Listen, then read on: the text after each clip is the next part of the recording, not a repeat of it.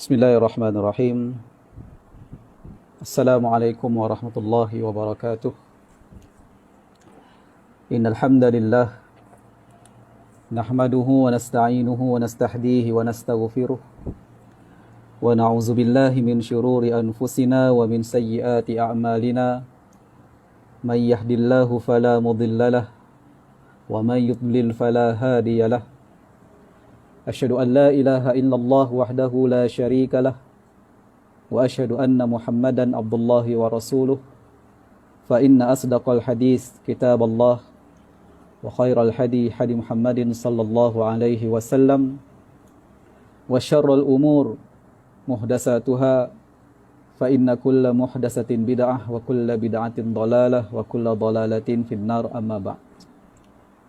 Kaum muslimin yang dirahmati oleh Allah, pertamanya kita merafakkan syukur kehadrat Allah Subhanahu wa taala kerana kita dapat lagi meneruskan pengajian kitab Bulughul Maram seperti biasa pada malam Jumaat ini, dan kita masih lagi berada di dalam hadis-hadis tentang waktu-waktu solat, iaitu al-mawaqit, dan kita akan sambung pada hadis yang berikutnya. Dan hadis yang berikutnya ini adalah daripada Rafi' bin Khadij radhiyallahu anhu, yang diriwayatkan oleh Imam Al-Bukhari dan Imam Muslim. Wa an Rafi' bin Khadij radhiyallahu anhu qala kunna nusalli al-maghriba ma'a Rasulillah sallallahu alaihi wasallam fayansarifu ahaduna wa innahu la yubsiru mawaqi'a nablih, muttafaqun alaih. Daripada Rafi' bin Khadij radhiyallahu anhu. Baik. Rafi' bin Khadij adalah merupakan seorang sahabat Nabi sallallahu alaihi wasallam yang beriman semenjak usia muda lagi. Dia lahir sekitar 12 ataupun 13 tahun sebelum peristiwa hijrah. Dia antara sahabat Nabi yang muda. Dia pernah datang kepada Nabi sallallahu alaihi wasallam untuk menyertai peperangan Badar. Namun Nabi SAW tidak izinkan kerana dia terlalu muda. Umurnya baru sekitar 13 tahun ketika itu. Selepas dari itu, apabila berlaku peperangan Uhud, setelah 2 tahun berlakunya peperangan Badar, berlaku pula peperangan Uhud, dia sekali lagi minta untuk menyertai peperangan Uhud. Nabi, kalau waktu peperangan Badar umurnya baru 13 tahun, 2 tahun selepas itu berlaku pula peperangan Uhud, umurnya pada ketika itu baru 15 tahun. Nabi pertimbangkan permintaannya itu, dan ayahnya Khadij radhiyallahu anhu menemui Rasulullah sallallahu alaihi wasallam dan meminta agar Rafi' diizinkan oleh Nabi untuk ikut serta, kerana Rafi' ni mempunyai kemahiran memanah dan melempar tombak. Jadi Rasulullah sallallahu alaihi wasallam pun panggillah Rafi' ni dan mengamati beliau, memerhatikan beliau, yang mana Rafi' ketika itu dia ni menjingkitkan kakinya agar kelihatan lebih tinggi di hadapan Rasulullah sallallahu alaihi wasallam. Dia juga menunjukkan kemahirannya dalam melemparkan tombak dan panah, sehingga Rasulullah sallallahu alaihi wasallam sangat terkesan melihatkan kesungguhan anak muda yang baru berusia 15 tahun ni. Lalu baginda pun mengizinkannya untuk menyertai peperangan Uhud. Asalnya Nabi SAW bila terlalu muda, baginda tidak bagi ikut serta berperang. Ini merupakan satu dasar dalam Nabi menetapkan had umur di dalam menyertai peperangan. Tapi yang menariknya ialah bagaimana kejayaan Nabi sallallahu alaihi wasallam membentuk semangat orang-orang muda ini supaya menyertai mempertahankan agama. Ada semangat yang begitu tinggi untuk mempertahankan agama. Ini satu kejayaan baginda sallallahu alaihi wasallam. Bagaimana orang muda seusia 15 tahun yang masih remaja mempunyai semangat yang begitu kuat untuk mempertahankan agama. Sedangkan mereka ni dahulunya adalah jahiliyah. Kemudian menganut Islam, kemudian ada seruan, bukan seruan pergi tampal poster, tapi bukan seruan pergi berkempen untuk dengar ceramah, tapi ini seruan pergi antara hidup dan mati. Dan anak-anak muda ni yang mana berusia belasan tahun ketika itu merayu kepada Nabi sallallahu alaihi wasallam supaya mereka juga dapat menyertai peperangan. Selain daripada Rafi' ni, antara sahabat Nabi yang masih berusia muda ketika itu yang juga meminta kepada Nabi untuk pergi berperang, antaranya ialah Abdullah bin Umar. Selain pada Abdullah bin Umar, tercatat juga Zaid bin Sabit, Zaid bin Arqam, Usamah bin Zaid, Barra' bin Azib, Usaid bin Zuhair, Amr bin Hazim dan lain-lain yang mana usia mereka sekitar 14 tahun hingga 24 tahun. Kalau kita lah zaman ni, anak-anak remaja kita zaman ni, wallahu alam, macam mana keadaannya dan macam mana keadaan diri kita sendiri.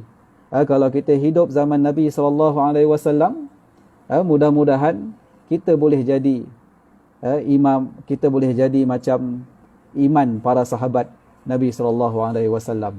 Mudah-mudahan kalau kita bayangkanlah kita letak diri kita hidup pada zaman Nabi, mudah-mudahan iman kita pun sekental mereka ini, mempunyai semangat juang yang begitu hebat untuk mempertahankan agama. Dia, yakni Rafi' bin Khadij ni menyertai peperangan Uhud, Khandaq dan beberapa peperangan lain lah bersama dengan Nabi SAW. Semasa dalam peperangan Uhud, dia ni telah terkena anak panah di bahagian hampir dengan bawah ketiak dia, di bahagian dada sedikit, tapi hampir dengan ketiak dia. Dalam riwayat Imam Ahmad, bila dia terkena anak panah, dia kata kepada Nabi SAW, "Ya Rasulullah, anzi is-sahma."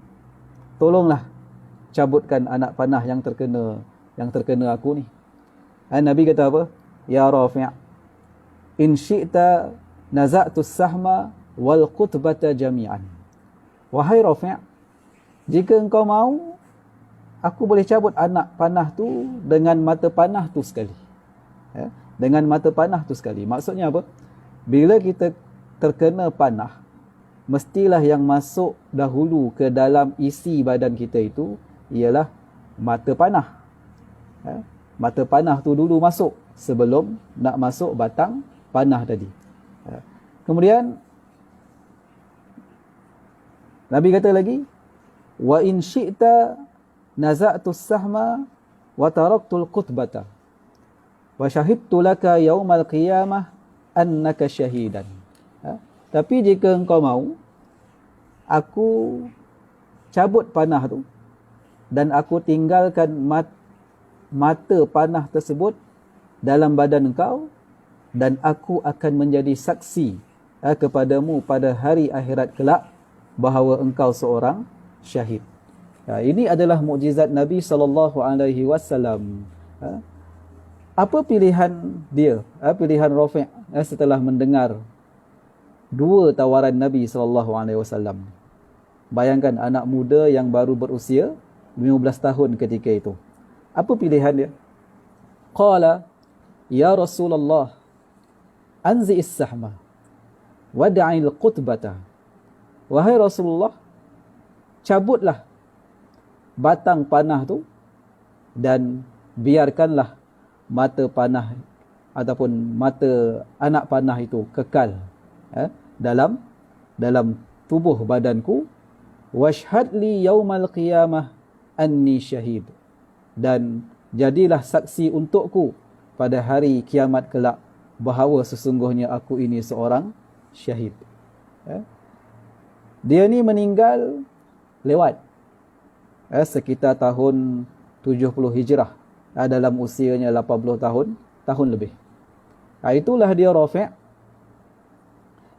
Rafi' bin Khadij radhiyallahu anhu, yang mana mata panah itu kekal dalam badannya sehinggalah dia meninggal dunia. Tapi Nabi SAW sebenarnya dia mahukan apa?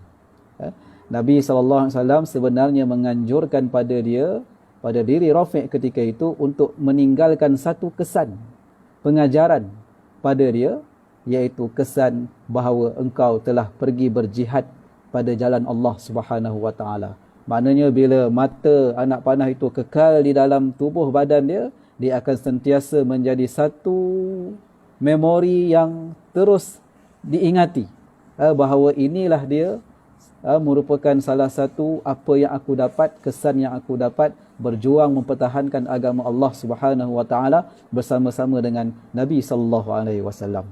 Kita dalam hidup ni pun tuan-tuan, kalau kita tanya pada diri kita, apa kesan pada tubuh kita yang menunjukkan kita ni telah berjuang pada jalan Allah Subhanahu wa taala? Saya tanya pada diri saya sendiri dan diri yang mengikuti siaran ini, apa dia kesan yang bila kita lihat pada tubuh badan kita ni, ada tak kesan-kesan yang menunjukkan kita ini juga berjuang pada jalan Allah Subhanahu wa taala? Berjuang ni bukan semestinya pergi berperang. Berjuang mempertahankan agama ini daripada dihina, diejek, diperkecil-kecilkan. Orang menghina Nabi, kita bangkit mempertahankan Nabi SAW. Orang menghina para sahabat Nabi radhiyallahu anhum, isteri-isteri Nabi, kita bangun membersihkan, mempertahankan mereka. Itu juga merupakan satu perjuangan di dalam mempertahankan kesucian agama ini. Jadi sahabat-sahabat Nabi, masing-masing mereka ni kebanyakannya ada kesan, dan mereka ikhlas dengan kesan yang ada pada diri ataupun tubuh mereka itu. Sebahagian mereka juga suka mengambil kesan-kesan peninggalan Nabi SAW untuk disimpan bersama-sama dengan mereka. Mereka suka kesan yang tinggal pada tubuh mereka kerana ia merupakan sebagaimana yang saya sebutkan tadi, sebagai satu ingatan yang kekal bahawa mereka ini pernah bersama-sama duduk dengan Nabi ataupun hidup bersama-sama dengan Nabi SAW. Sebab itu ada satu kejadian, kisah pada zaman Sayyidina Umar Al-Khattab radhiyallahu anhu, di mana Umar ketika itu adalah khalifah, yang mana pada satu majlis Umar makan dan ada bersamanya beberapa orang yang juga makan bersama dengan khalifah ketika itu. Namun salah seorang daripada mereka ni, Umar tengok dia ni makan dengan tangan kiri. Lalu Umar tegur dia. Umar kata makan dengan tangan kanan. Lelaki itu buat tak kisah. Dia terus makan dengan menggunakan tangan kirinya. Akhirnya marahlah Umar ni. Dahlah khalifah ketika itu menegur dia, tapi dia masih lagi kekal makan dengan tangan kiri dia. Sebagaimana kita tahu, makan ni memang menggunakan tangan kanan kan, selain daripada dia adalah merupakan sunnah. Namun selepas Umar marah, dan setelah selesai makan, dia pun bangun dan dia buka jubah dia. Jubah ni ialah pakaian luar yang dipakai.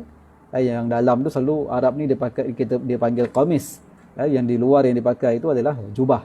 Jadi dia bangun, dia buka jubah dia, jubah yang dia pakai itu, rupanya kelihatan di situ tangan kanannya tiada. Tangan kanan lelaki ni sudah tiada. Bukan tangan kanan, ialah tangan kanan lelaki ni telah tiada. Yang ada hanyalah tangan kiri. Umar kata, kenapa tak beritahu? Kalau beritahu tak adalah kena marah. Ni tak pasal-pasal kena marah dengan khalifah. Kan? Jadi sebenarnya lelaki ini tangan kanannya itu telah terputus semasa dalam satu peperangan jihad mempertahankan agama Allah Subhanahu wa taala. Dia tak mahu nak menunjuk-nunjuk pada orang bahawa tangan dia ni, tangan kanan dia ni tak ada akibat daripada peperangan mempertahankan agama Allah yang pernah dia lalui. Jadi dia sehingga kan walaupun telah dimarahi oleh khalifah, dia tak nak beritahu. Tapi akhirnya terpaksa juga dia tunjuk situasi yang sebenarnya supaya khalifah tidak terus bersangka perkara yang tidak baik pada dirinya. Baik. Ini satu makna yang besar dalam kehidupan para sahabat radhiyallahu anhum ajma'in dan para tabi'in dalam mengikhlaskan diri mereka berjuang pada jalan Allah Azza wa Jalla. Baik. Sebab itu kita ni tuan-tuan muslimin dan muslimat, rajin-rajinlah membaca sejarah orang-orang soleh, terutamanya mereka yang hidup pada kurun emas, Al-Qarnuz Zahabiyah, iaitu mereka yang hidup pada 3 kurun yang pertama, yang Nabi katakan bahawa mereka itu adalah kurun yang terbaik. Mudah-mudahan kata Al-Imam Syafi'i rahimahullahu ta'ala, apa kata Imam Syafi'i? Uhibbus salihina walastu minhum la'anli an anala bihim syafa'a. Maksudnya apa? Tawaduknya Imam Syafi'i ini sehingga dia mengatakan kata-kata ini. Dia kata uhibbus salihina walastu minhum. Aku sayangkan orang soleh sedangkan aku bukan dalam kalangan mereka. La'anli an anala bihim syafa'a. Mudah-mudahan dengan sayangnya aku itu pada mereka membolehkan aku mendapat syafaat mereka. Jadi kita eloklah dalam kehidupan kita ni selalu membaca kehidupan mereka yang hidup pada zaman kurun yang terbaik ini, supaya apa? Supaya agama yang kita suburkan, yang kita lalui semasa hayat kita di dunia ini selaras dan selari dengan apa yang telah ditunjukkan oleh mereka yang hidup pada generasi yang terbaik pada 3 kurun yang awal itu. Sebab itu Nabi mengatakan khairun nasu qarni, sebaik-baik manusia adalah kurunku, summal ladzina yalunahum, kemudian selepas itu summal ladzina yalunahum, kemudian selepas itu. Nabi bukan hanya sekadar berkata kurun itu adalah kurun terbaik, tetapi iktibarnya lebih penting adalah untuk kita yang hidup pada kurun kemudian ini menjadikan mereka itu sebagai rujukan di dalam menjadikan diri kita sebagai hamba kepada Allah Subhanahu wa taala dan berjalan di atas landasan agama yang betul dan tepat. Baik. Jadi Rafi' bin Khadij merupakan sahabat Nabi yang muda lah, yang muda, kemudian tetapi dia ni hidup agak panjang usianya dan meninggal pada sekitar usia 80-an. Yang mana pada ketika itu ketika dia meninggal tu dalam tubuhnya masih ada mata panah yang Nabi SAW tinggalkan sebagai saksi bahawasanya dia di hadapan Allah Subhanahu wa taala kelak adalah merupakan seorang yang syahid. Baik. Kata Rafi', kunna nusalli al-maghriba ma'a Rasulillah sallallahu alaihi wasallam. Kami solat maghrib bersama-sama Rasulullah sallallahu alaihi wasallam. Baik. Maghrib ni bila tuan-tuan? Sebagaimana kita dah bahas sebelum ni, pada hadis yang lepas, maghrib ini dia bermula apabila tenggelamnya matahari. Apabila tenggelamnya matahari, dah tak nampak dah. Matahari itu memang habis tenggelam, maka itulah mulanya waktu maghrib. Yang disebut ghurubus syams, tenggelamnya matahari. Dan sampai bila waktu maghrib ni? Hatta yaghibus syafaq. Sehinggalah hilangnya warna syafaq, iaitu warna merah di ufuk langit. Itu habis waktu maghrib. Jadi habisnya maghrib ni menandakan masuknya waktu Isya. Pasal apa Rafi' bin Khadij ni beritahu perkara ni pada kita? Kenapa dia mengatakan bahawa kami dulu solat maghrib bersama-sama dengan Rasulullah sallallahu alaihi wasallam. Kemudian dia kata selepas itu fayansarifu ahaduna wa innahu la yubsiru mawaqi'an nablih. Kenapa dia kata demikian? Apa yang kita perlu faham daripada apa yang cuba disampaikan oleh Rafi' ni? Kita tahu zaman Nabi SAW tak ada jam. Jadi kita tak boleh nak tahu Nabi ni dia mula solat, mula jam berapa, minit ke berapa. Dan pukul berapa pula Nabi selesai solat maghrib. Jam berapa, minit berapa pun kita tak tahu. Kerana apa? Kerana pada zaman Nabi SAW jam belum ada. Jadi mereka ni, para sahabat ni, dia nak cerita kepada kita situasi ketika itu mereka menggunakan tanda-tanda yang boleh dilihat pada alam ini.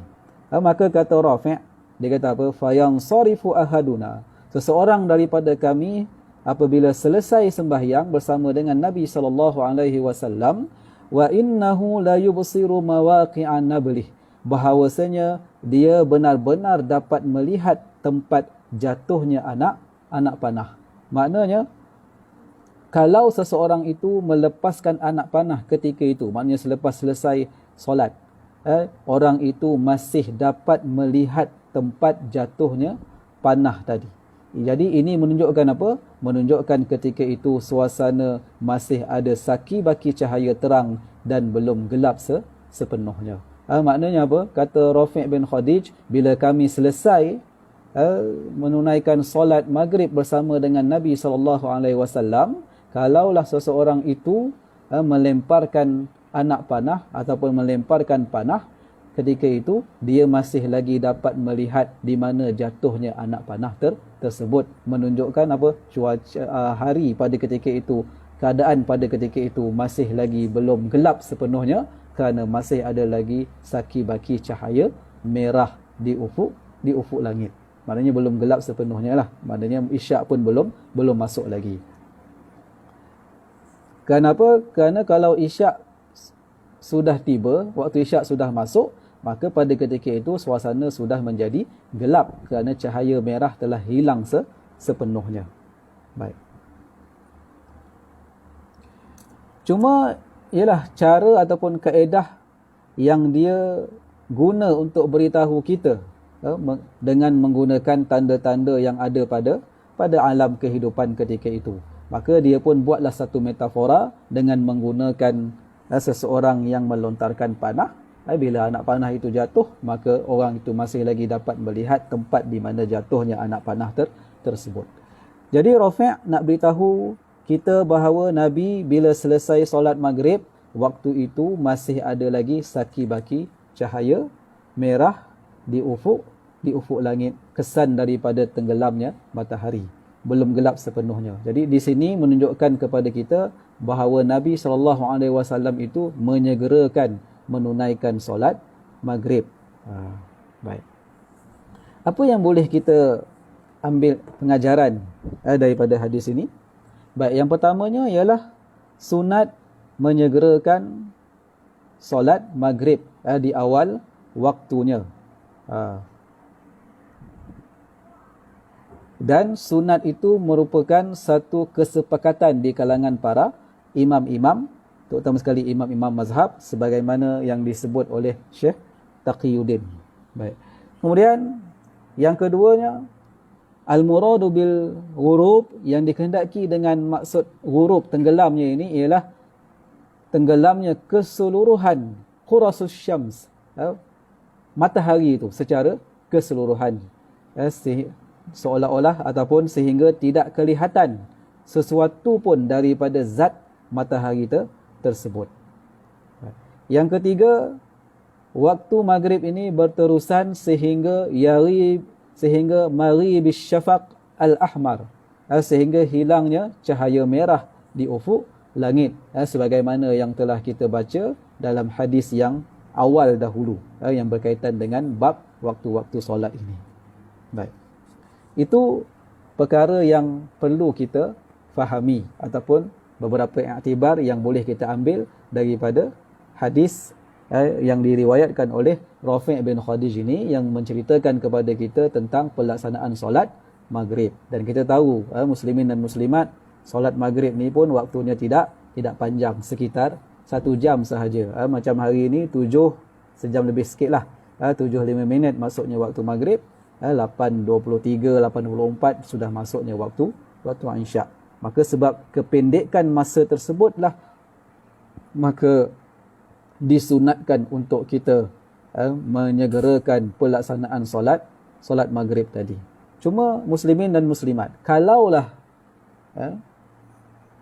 kita nak buat satu perbandingan antara menyegerakan solat maghrib dengan melewatkan sedikit solat maghrib, di antara keadaan kita solat bersendirian ataupun solat secara berjemaah. Maksudnya ialah, kalau kita menyegerakan solat maghrib tetapi kita solat sendirian, adakah lebih baik daripada kita melewatkan sedikit pelaksanaannya dengan tujuan kita dapat melaksanakan secara berjemaah?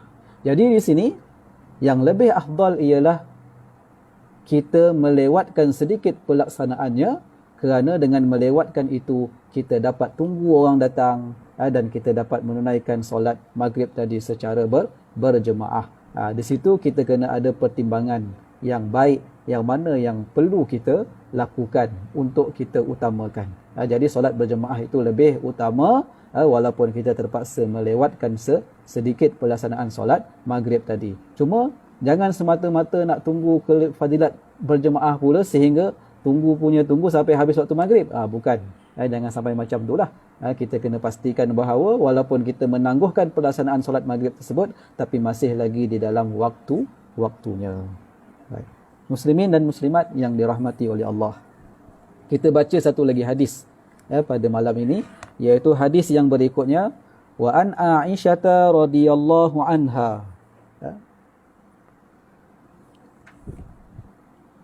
qalat a'tama an-nabiy sallallahu alaihi wasallam zata lailatin bil isya'i hatta zahaba 'ammatul lail thumma kharaja fa shalla wa qala innahu lawaqtuha laula an ashqa ala ummati, rawahu Muslim.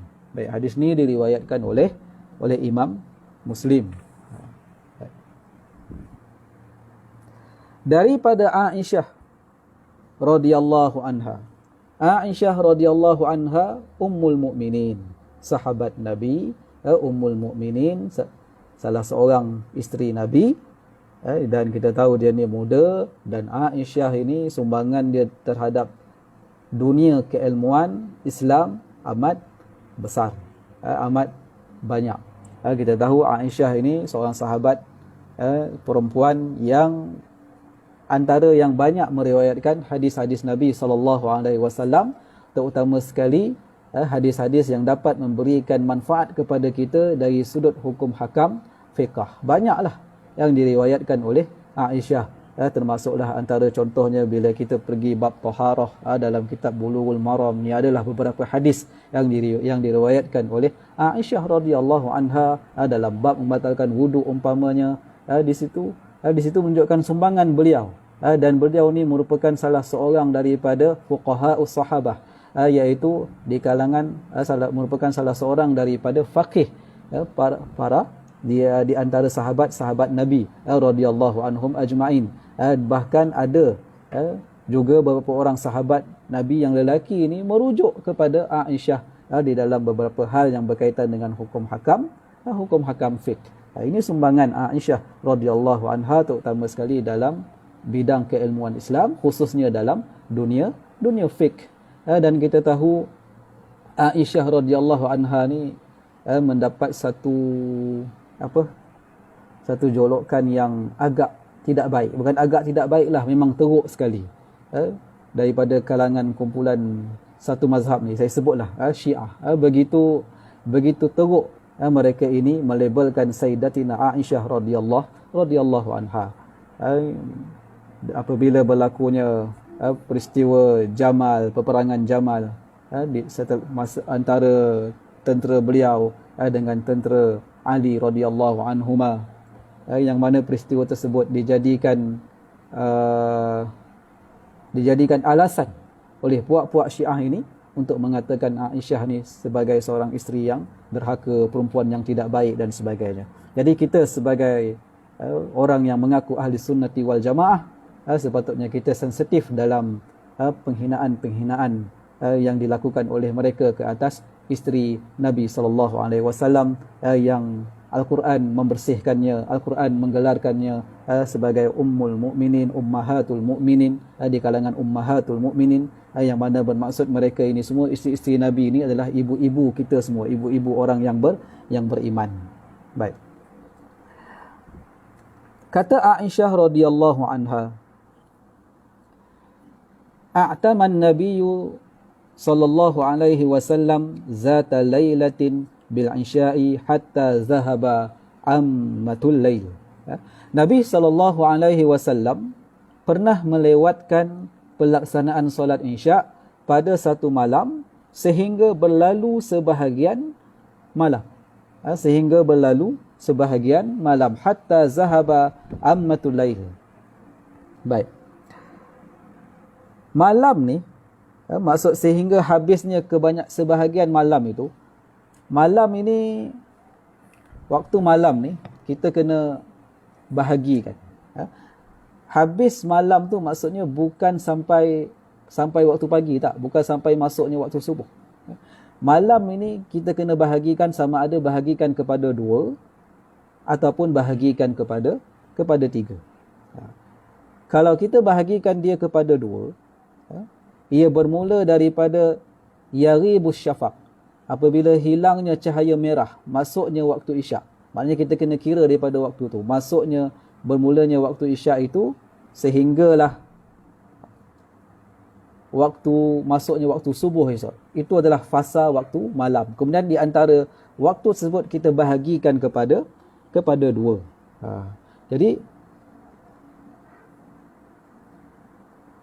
Jadi ada separuh malam yang pertama dan separuh malam yang kedua. Senang kita anggap macam ni. Kalau isyak tu bermula 8.30 malam. Isyak bermula 8.30 malam. Kemudian esoknya subuh masuk pukul 5.30 pagi. Ada berapa jumlah jam kat situ? Jumlah jam dekat situ ada 9 jam. Oleh kerana malam ni kita nak bahagikan kepada 2, separuh yang pertama dan separuh yang kedua. Maksudnya separuh yang pertama 4.30 jam dan separuh yang kedua juga 4.30 jam. Jadi kalau malam tu, separuh malam yang pertama mula 8.30, bila berakhirnya? Maka dia akan berakhir pada jam 1 pagi.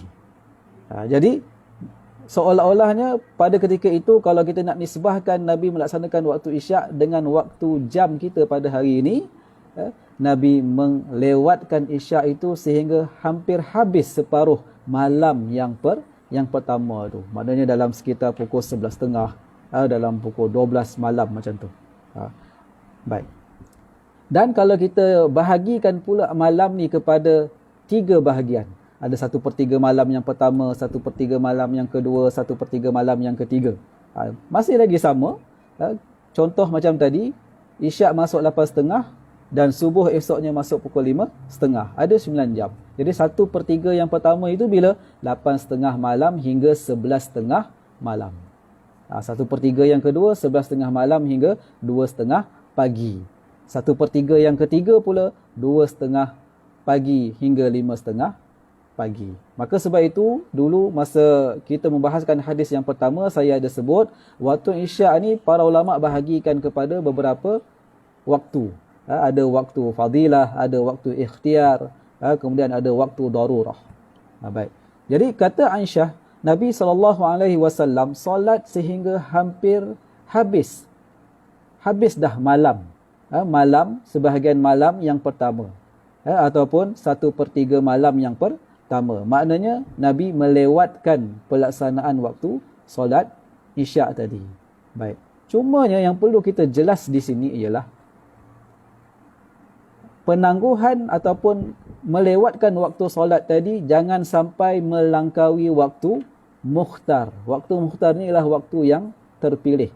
Kenapa? Selepas daripada waktu mukhtar itu disebut sebagai waktu darurah yang hanya boleh dilakukan sekiranya seseorang itu ada sebarang keuzuran syar'i, maka dia bolehlah buat dalam waktu darurah. Jadi waktu muhtar ni bila? Daripada tenggelamnya, daripada hilangnya syafaq. Maknanya kalau waktu hari ni contoh daripada pukul 8.30 tu sehinggalah separuh malam yang pertama ataupun 1/3 malam yang pertama. Itu adalah waktu mukhtar, waktu yang terbaik. Dan kalau kita nak lewatkan pun pelaksanaan waktu isyak itu, jangan lebih daripada waktu tersebut, waktu yang terpilih itu, sama ada sebelum berakhirnya separuh malam yang kedua ataupun 1/3 malam yang pertama, kalau kita bahagikan malam itu kepada 3 bahagian. Kemudian Aisyah kata lagi, summa kharaja fa shalla. Kemudian Nabi SAW keluar dan solat. Wa qala, dan Nabi SAW bersabda, wa qala la waqtuha.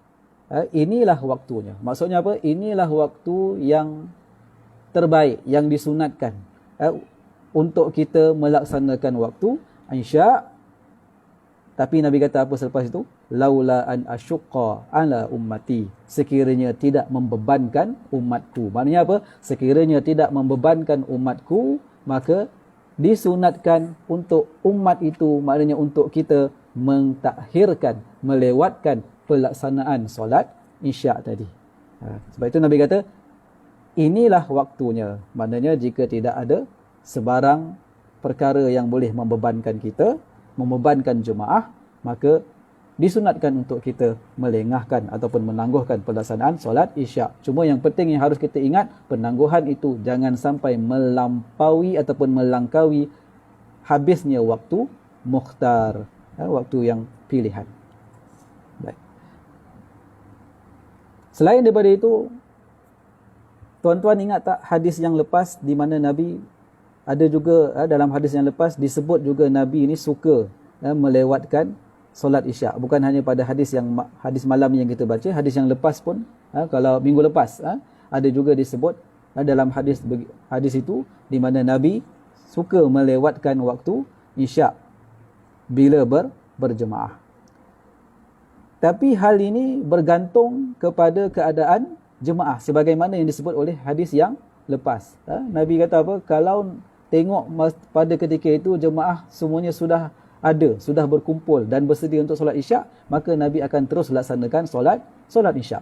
Tapi kalau mereka ini abta'u, mereka ini lambat, ramai lagi yang belum sampai, kalau diberi masa untuk ditunggu, maka akan ramai akan dapat peluang menunaikan solat isyak berjemaah, maka Nabi akan tunggu, dan maknanya Nabi menangguhkan pelaksanaan solat isyak itu, sebagaimana hadis yang telah kita baca minggu lepas. Baik. Selain daripada itu, hadis malam ini pula, Nabi kata, sekiranya tidak membebankan umatku, maka sebaiknya mereka ini melewatkan sedikit pelaksanaan solat isyak tadi. Jadi muslimin dan muslimat yang dirahmati oleh Allah,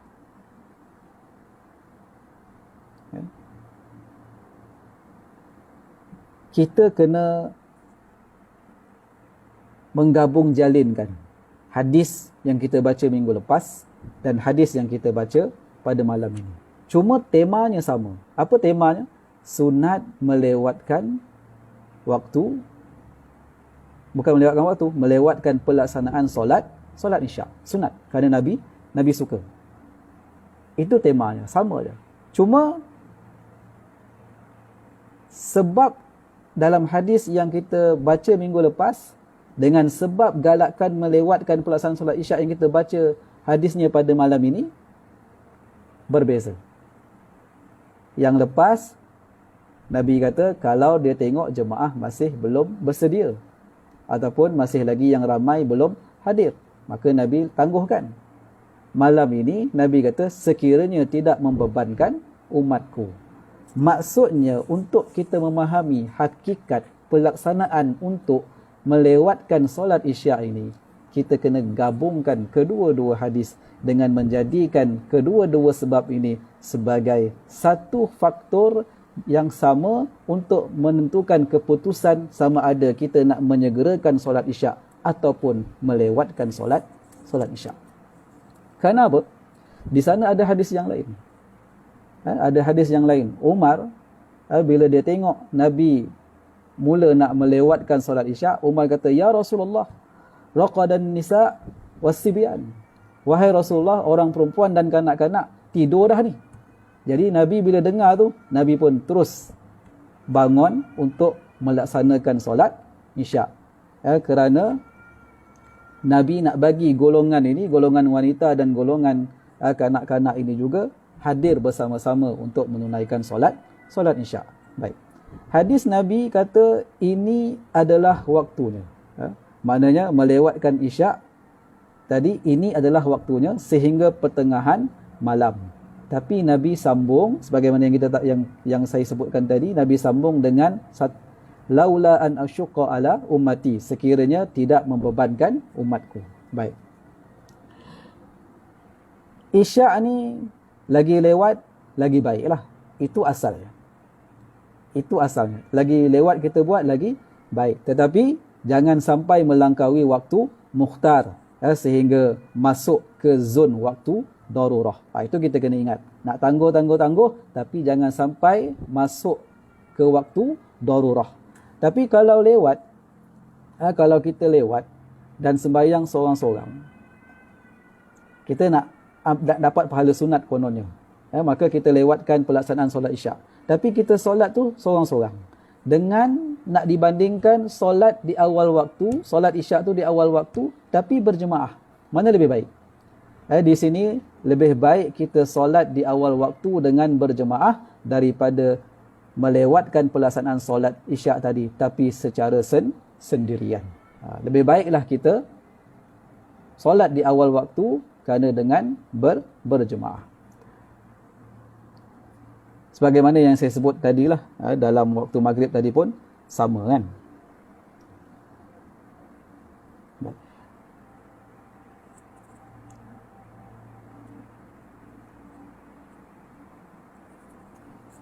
Kalau lewat tu menyebabkan orang tak datang berjemaah. Kalau sebab kita melewatkan sangat waktu Isyak tu, menyebabkan orang tak nak pergi berjemaah. Kalau awal akan menyebabkan orang lebih ramai datang untuk berjemaah. Mana yang lebih baik? Maka pihak masjid, pihak surau hendaklah memutuskan. Pihak masjid, pihak surau tu maksudnya saya imam lah. Sebagaimana saya kata minggu lepas, imam yang buat keputusan. Imam yang buat keputusan. Nak menyegerakan ke ataupun nak melewatkan. Maknanya, kalaulah dengan mengawalkan waktu Isyak itu lebih ramai orang datang berjemaah, maka lebih baiklah kita melaksanakan solat Isyak tersebut lebih awal. Kerana dengan kita melaksanakannya di awal waktu, jemaah yang hadir lebih ramai berbanding kalau kita menangguhkannya, kita melewatkannya sedikit, tetapi jemaah yang hadir tidak ramai. Baik. Saya teringat dulu bila bulan Ramadan kan, ini bukan solat fardu lah, ini solat tarawih, solat sunat tarawih. Cuma sebab saya melihat tarawih ni hanya ada pada bulan Ramadan, tak ada pada bulan yang lain. Tak ada dalam bulan Syawal ada tarawih, bulan Muharram ada tarawih, tak ada. Tarawih ni hanya ada dalam bulan Ramadan, pada malam-malam Ramadan, untuk 29 malam ataupun untuk 30 malam. Jadi ada setengah-setengah tempat ni, ialah mungkin dia akan, kalau mungkin orang yang dengar ni nanti dia kata, alah tu solat sunat je Isyak, itu solat sunat je Ustaz, bukan solat fardu pun. Tapi saya melihat dia berada dalam satu roh yang sama, satu situasi yang sama. Kenapa? Ramadan, orang nak mengejar fadilat solat tarawih yang hanya ada pada bulan Ramadan. Tapi sebahagian pengurusan masjid, pengurusan surau, bila dia buat program lain terlebih dahulu sebelum melaksanakan solat tarawih, katakanlah lepas habis Isyak, dia mulakan dengan tazkirah dulu. Tazkirah ni pula kena ustaz yang pantang dapat mic, 1 jam belum tentu cukup.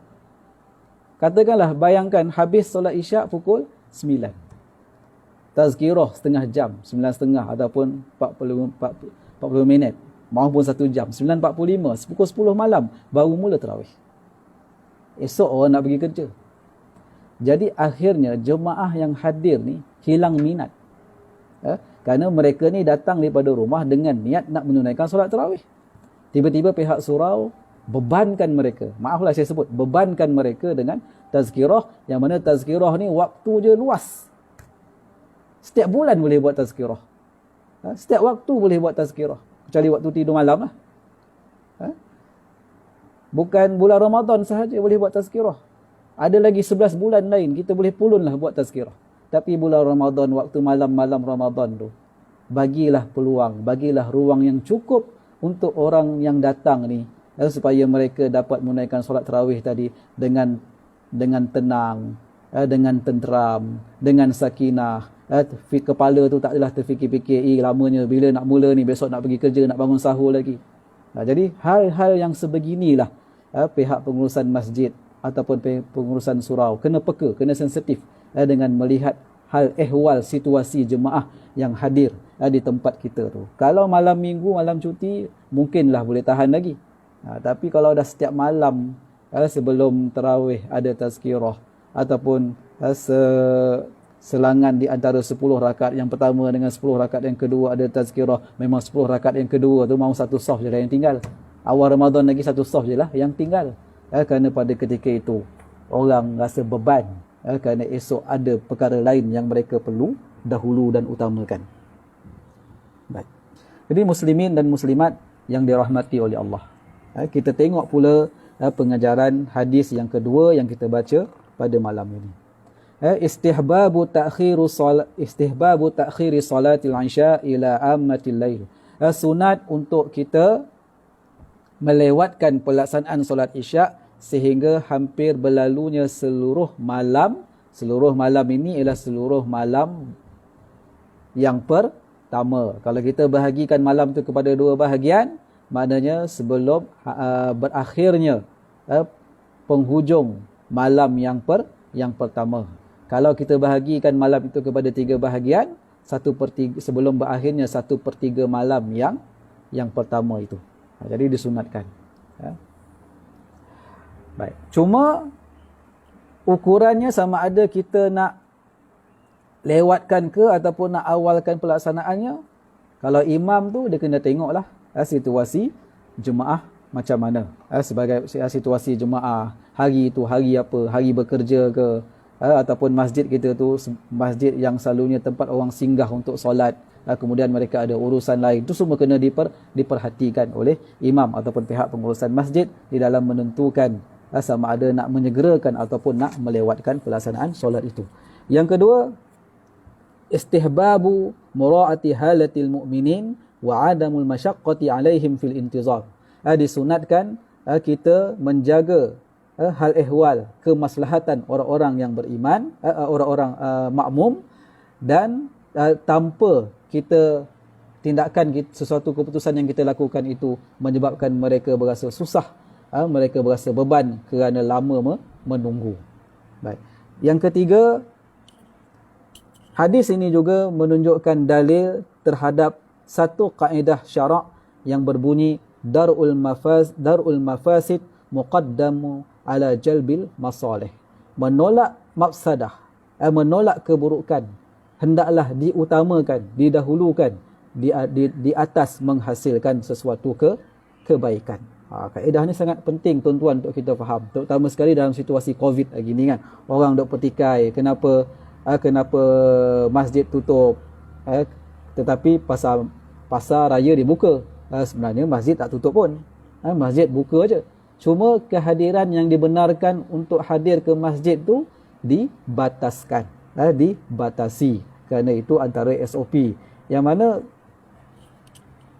membataskan kehadiran untuk orang hadir solat berjemaah pada solat 5 waktu ataupun solat Jumaat itu adalah ada kaitannya dengan kaedah syarak, antaranya kaedah syarak yang disebutkan tadi, iaitu menolak mafsadah, menolak keburukan hendaklah didahulukan di atas menghasilkan kebaikan. Kalau kita benarkan masjid buka, semua masjid dibenarkan, semua orang boleh hadir tanpa batas, dalam situasi kita tak nampak virus COVID-19 ni, semua kita tak tahu orang depan kita ni ada ke tidak, dalam keadaan kita tidak aman, bimbang dengan penularan wabak ini, maka adanya sekatan-sekatan ini untuk apa? Untuk menolak keburukan, untuk menolak mafsadah, untuk memastikan bahawa rantaian COVID-19 ini dapat diputuskan. Kalau ia berterusan, kalau kita tengok hari ini pun kes bertambah 1,000 lebih, bermaksud apa? Di situ ada mafsadah. Bila ada mafsadah, perkara-perkara yang boleh menyekat mafsadah, yang boleh merosakkan, yang boleh mendatangkan kerosakan ini, maka hendaklah kita pastikan ianya tidak dilakukan. Termasuklah membatasi kehadiran solat berjemaah di masjid. Besok bila suasana dah kembali normal, datanglah masjid. Jangan tak datang pula pada waktu itu.